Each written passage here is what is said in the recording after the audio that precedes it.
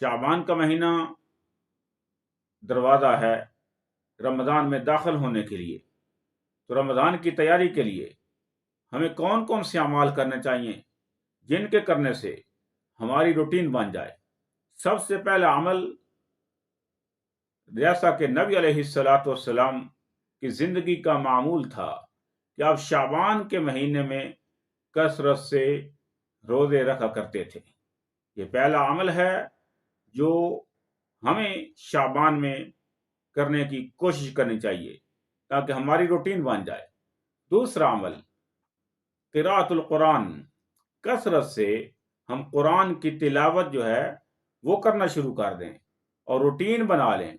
جیسا کہ بعض سلف سے یہ بات ملتی ہے، جب شعبان کا مہینہ شروع ہوتا تو انکبوا علی المصاحف، وہ مصاحف یعنی قرآن کے ساتھ وہ زیادہ مشغول ہو جاتے، قرآن زیادہ سے زیادہ پڑھتے، اور پھر کہا کرتے تھے، جیسا کہ حبیب ابن ابی ثابت رحمہ اللہ، یہ ہمارے اسلاف میں سے ہیں، تابعی ہیں، امام ہیں، وہ کہا کرتے تھے شہر شعبان شہر القرآن، یہ مہینہ جو ہے کثرت سے قرآن پڑھنے کا مہینہ ہے، تلاوت کرنے کا مہینہ ہے.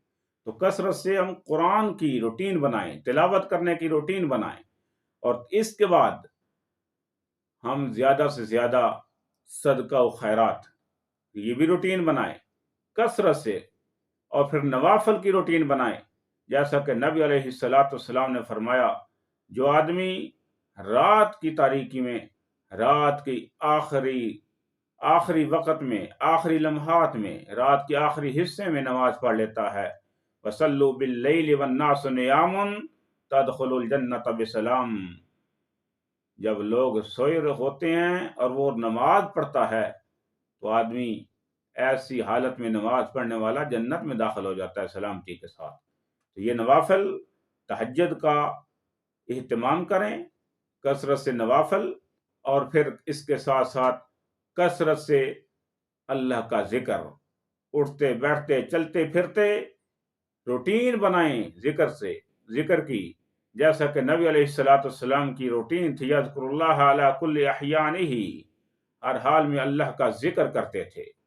تو یہ بھی ایک روٹین بنائیں، اور شعبان کے مہینے میں اس کی جب عادت بن جائے گی تو رمضان میں ایسا کام کرنے کے لیے ہمارے لیے آسانیاں ہوں گی. اور اس کے بعد دعا ایک بہت بڑا ایک واسطہ ہے اللہ کے قریب ہونے کا.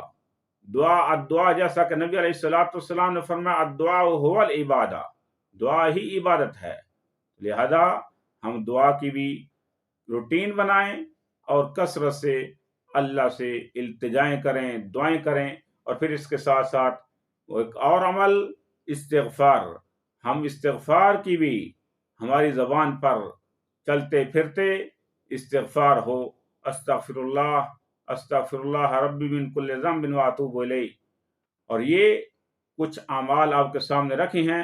ہم شعبان کے مہینے میں جب روٹین بنائیں گے تو رمضان میں ہمارے لیے ایسے اعمال کرنے میں کوئی مشکل نہیں ہوگی، عادت بنی ہوگی، تو پھر رمضان میں ہمارے لیے آسانیاں ہوں گی.